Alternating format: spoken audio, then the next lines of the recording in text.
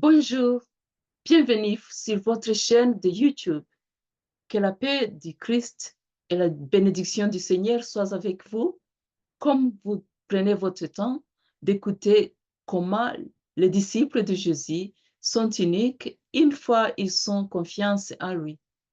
Notre lecture se trouve dans les épîtres de Paul aux Romains, chapitre 8, 28 à 39. Le titre de ce message est En Jésus-Christ, nous sommes plus que conquérants. Prions. Seigneur Jésus, nous te remercions de cette journée. Nous demandons ton Esprit Saint de nous aider à écouter et à comprendre ce message. Nous demandons ceci au nom de Jésus, notre Sauveur. Amen. Comme je vous disais, nous allons lire Romains chapitre 8, versets 28 à 39. Je lis chapitre 8, 28. Nous savons du reste que toute chose concurrent au bien de ceux qui aiment Dieu, de ceux qui sont appelés selon son dessein. Même si Jésus nous aime, le diable veut toujours nous faire du mal. C'est pourquoi Jésus est toujours du côté de ceux qui croient en lui. Je vais lire Romains 8, 29.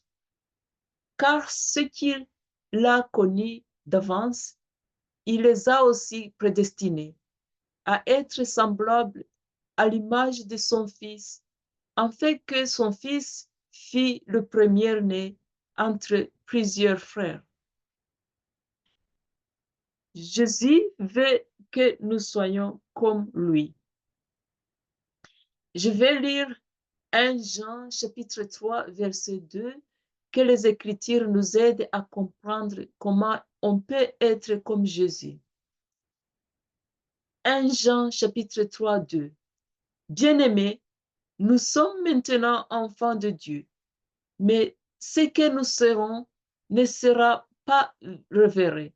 Cependant, ce que nous savons, c'est que lorsque Jésus sera révélé, nous lui semblerons parce que nous le verrons tel qu'il est. Peut-être les gens se demandent comment on peut être semblable à Jésus. Tout ce qu'on doit faire, c'est lire la Bible, écouter ce qu'on lit et puis appliquer dans notre vie la parole de Dieu. Et puis, nous avons le devoir d'écouter l'Esprit Saint et d'attendre ce qu'il nous dit et de le faire puisqu'il nous guide. Je lis Romains chapitre 8, verset 30. Et ceux qu'il a prédestinés, il les a aussi appelés. Et ceux qu'il a appelés, il les a aussi justifiés. Et ceux qu'il a justifiés, il les a aussi glorifiés. Avant la création du monde, Dieu connaissait les plans de vos vies. Il connaissait les plans de toi, il connaissait les plans de ma vie, il connaissait les plans de nos vies. Alors soyons heureux de ce que Jésus a fait. Alors, il faut être content de ce que Jésus a fait pour nous. Respectons-le, servons notre Seigneur Jésus et écoutez ce qu'il veut que nous fassions dans cette vie. Il continuera à nous protéger jusqu'à la fin de notre vie sur terre.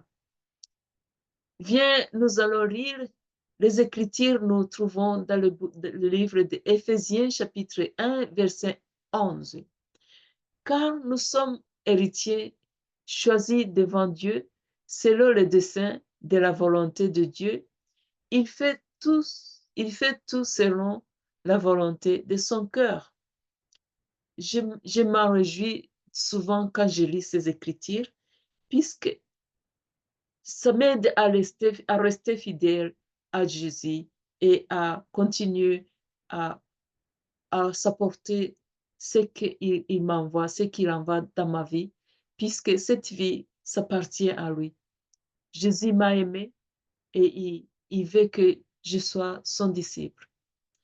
Jésus a fait 4 grandes choses pour nous et ils viennent avec leur bénédiction. Je vais lire les 4 choses que Jésus a fait pour nous avec leur bénédiction. 1. Justification. Jésus est mort pour nous, en fait de nous libérer. Il a reconnu l'importance de l'effusion de son sang. Grâce à elle, nous sommes purifiés. Nos péchés sont pardonnés, nous sommes rachetés et nous sommes sauvés. 2. Sanctification. Jésus nous a donné le don de la foi. Nous croyons à lui, son sang lave nos péchés et le ciel est une garantie pour nous.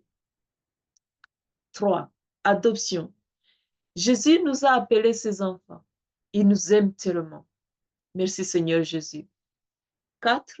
Glorification. Jésus donne à ceux qui croient en lui, d'avoir son ADN, afin que sa grâce puisse œuvrer à nous et soit vue par les gens autour de nous. Ce n'est pas par nos efforts, c'est par l'Esprit Saint, c'est par la grâce de Dieu que nous sommes les chrétiens et que nous faisons ce que nous faisons. Je vais lire Romains chapitre 8, verset 31. Que dirons-nous donc à l'égard de ces choses? Si Dieu est pour nous, qui sera contre nous? C'est Satan qui nous accuse contre notre Seigneur parce qu'il ne veut pas que nous vivions dans la paix et la joie de notre salut. Jésus nous a donné le don de la foi en lui. Son sang nettoie nos péchés. Jésus donne à ceux qui croient en lui son ADN qui fait opérer sa croix, qui fait opérer sa grâce en eux. Alors, il faut être content puisque Jésus est toujours à notre côté et que rien ne nous empêchera de rester fidèles à notre appel. L'apôtre Paul veut que nous soyons conscients de ce qui est écrit dans cette écriture, afin qu'elle puisse nous fortifier et nous aide à supporter ce à quoi nous sommes confiés. Je vais lire Romains chapitre 8, 32 à 33. Lui qui n'a point épargné son propre fils, lui qui n'a pas épargné son propre fils, mais qui l'a livré pour nous, tout comment,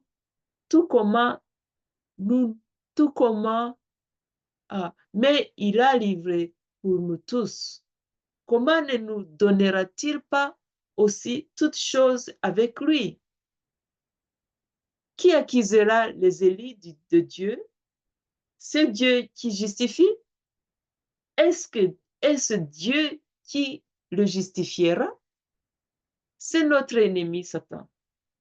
Cela fait toujours briser notre cœur et nous rend miséricordieux et nous rend mécontents de ce que Jésus a fait pour nous dans notre vie quotidienne. C'est pourquoi le Saint-Esprit est là pour nous parler de Dieu, notre Père. Le Saint-Esprit est là pour nous aider à comprendre comment on peut vivre pour être le bon chrétien. Alors, nous allons lire deux versets qui vont nous aider à comprendre comment on peut vivre pour Dieu comme les chrétiens. Je vais lire 1 Corinthiens chapitre 4, verset 3. C'est pourquoi cela ne m'importe pas d'être jugé par vous ou par des... C'est pourquoi cela n'importe pas d'être jugé par vous ou par des juges humains, car moi-même, je ne juge pas. Paul a dit ces mots pour nous montrer que être jugé par les gens, ça va, puisqu'il sait où il a suivi. Il a suivi Jésus et Jésus est le bon juge. Je vais lire aussi Romains chapitre 3, Romains chapitre 8, verset 3. Car ce que la foi n'a pas réussi à faire à cause de la faiblesse de notre nature, Dieu l'a accompli lorsqu'il a envoyé son Fils à l'image de la nature pécheresse pour être un sacrifice pour les péchés, pour payer le prix des péchés, pour payer le prix des péchés de la nature pour toujours. Alors, lorsque nous avons besoin de la miséricorde de Dieu, faisons-lui davantage confiance. Ayons l'habitude de repentir de nos péchés puisque le sang de Jésus les efface complètement. Faisons davantage confiance en Jésus si nous avons besoin de sa miséricorde. Sa mort, sa résurrection, son ascension et son retour sont des événements très importants pour notre foi. Je vais lire Romains chapitre 8, 34. Qui les condamnera? Christ est mort, bien plus il est ressuscité, il est à la droite de Dieu et il intercède pour nous. Paul dit que Jésus prie toujours pour nous au ciel. Son sang précieux efface nos péchés et nos châtiments sont également supprimés. Merci Seigneur Jésus. Les disciples de Jésus sont satisfaits de son amour sacrificiel.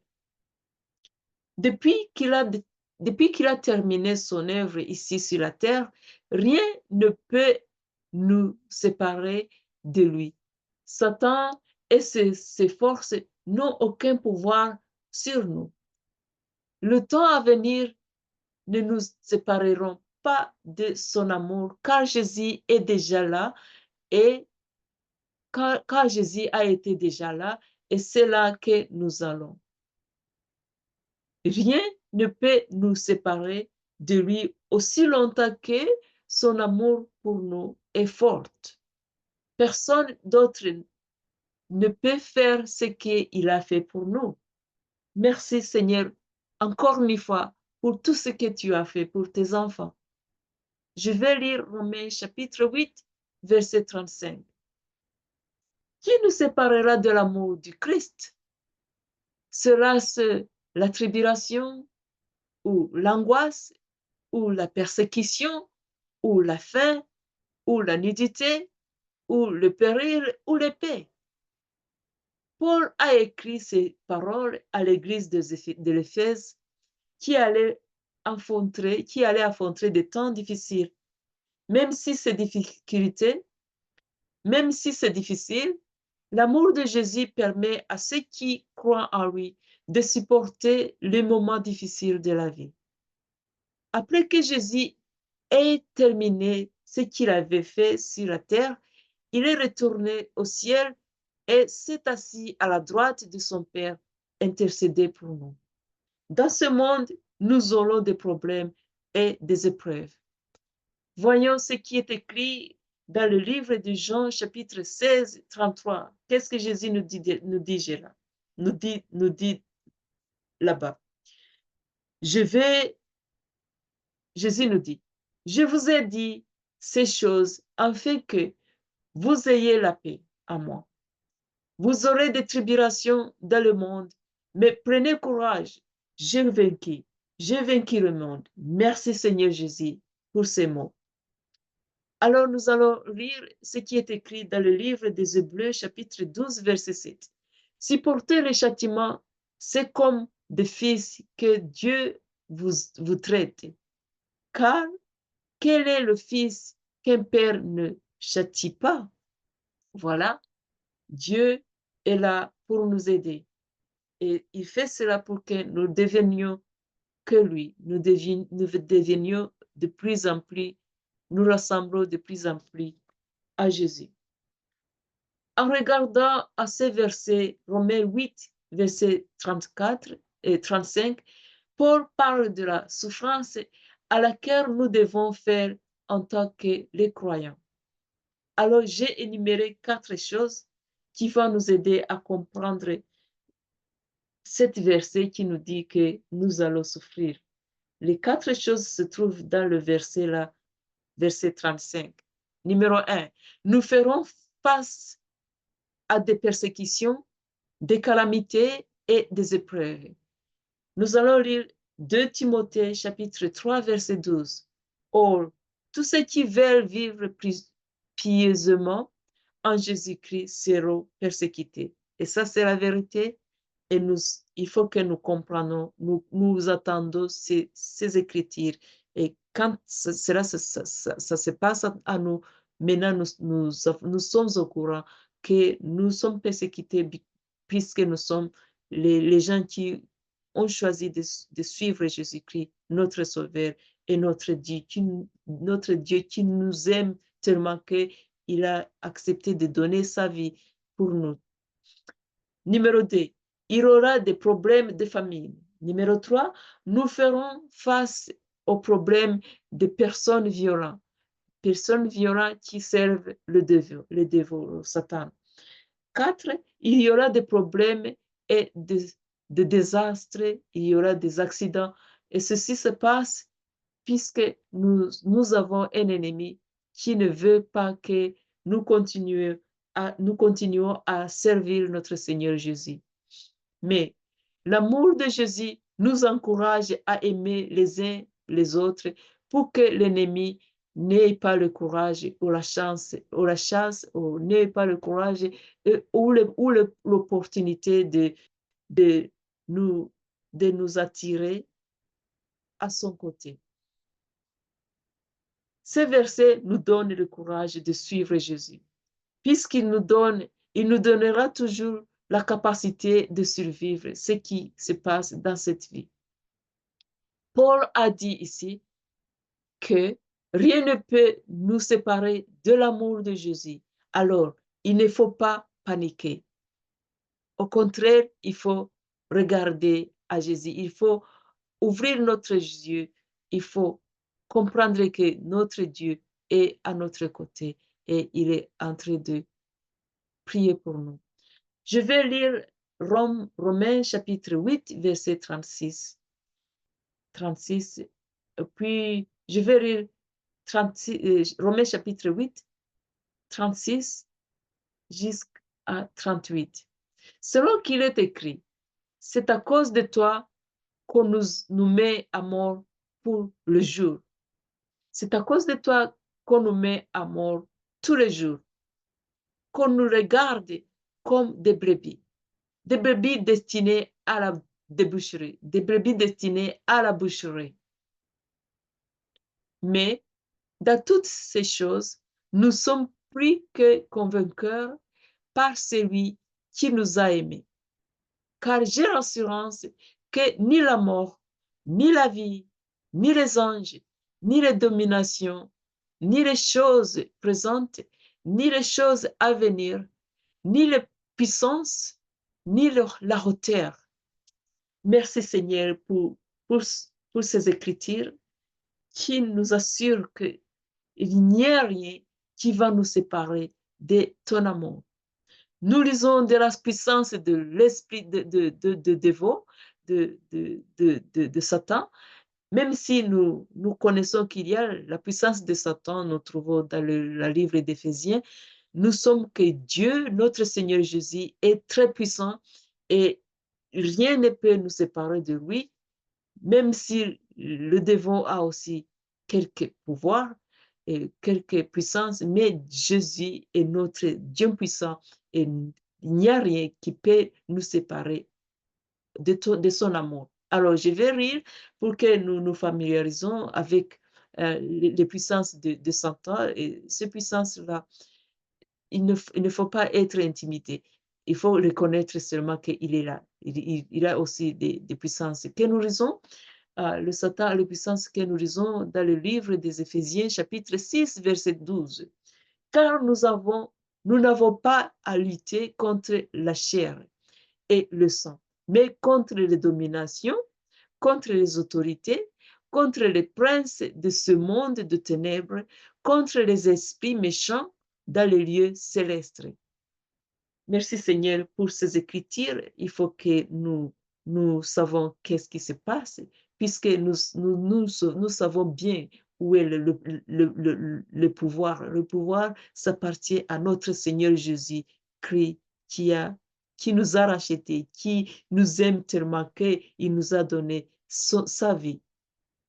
Bien qu'il existe, bien que Satan existe, un pouvoir invisible, bien qu'il existe un pouvoir invisible de notre ennemi Satan, qui est toujours contre nous, Paul nous dit qu'il y a 4 choses que Paul nous dit.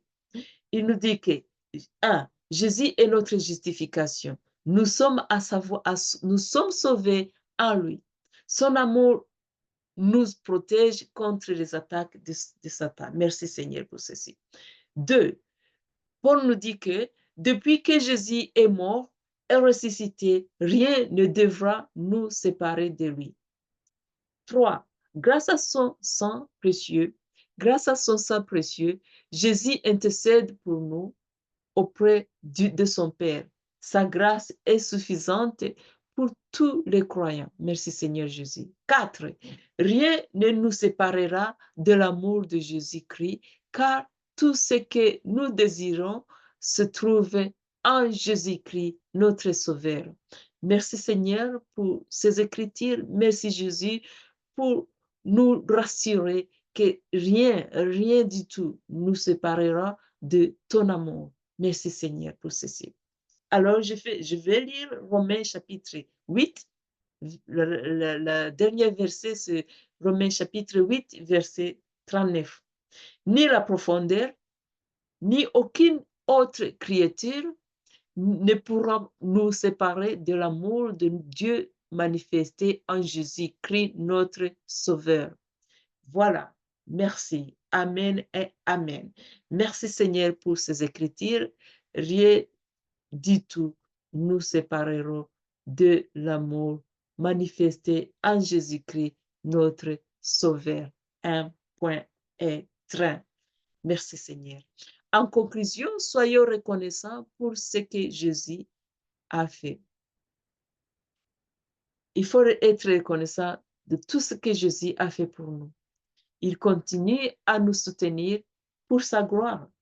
Merci de votre attention à écouter ce message. Que Dieu vous bénisse. Prions. Seigneur Jésus, nous te remercions beaucoup du fait que tu nous rassures que tu es de notre côté, que tu nous as rachetés et que de ton sang, nous sommes sanctifiés, nous sommes purifiés. Nous te remercions beaucoup de l'Esprit Saint que tu nous as donné, qui nous enseigne et qui nous guide. Nous te remercions beaucoup que ta puissance est plus forte et que ton amour aussi est plus fort pour nous. Seigneur Jésus, nous te remercions beaucoup de tout ce que tu es pour nous et nous te remercions de ce message. Aide-nous, Esprit Saint, de comprendre comment on peut vivre cette vie et même à l'état de l'épreuve, à l'état des difficultés, nous demandons, Esprit Saint, de continuer à nous guider et à nous montrer le chemin. Merci beaucoup de ce message. Aide-nous à te rester fidèle jusqu'à la fin de notre vie. Nous demandons ceci au nom de Jésus, notre Seigneur. Amen et Amen.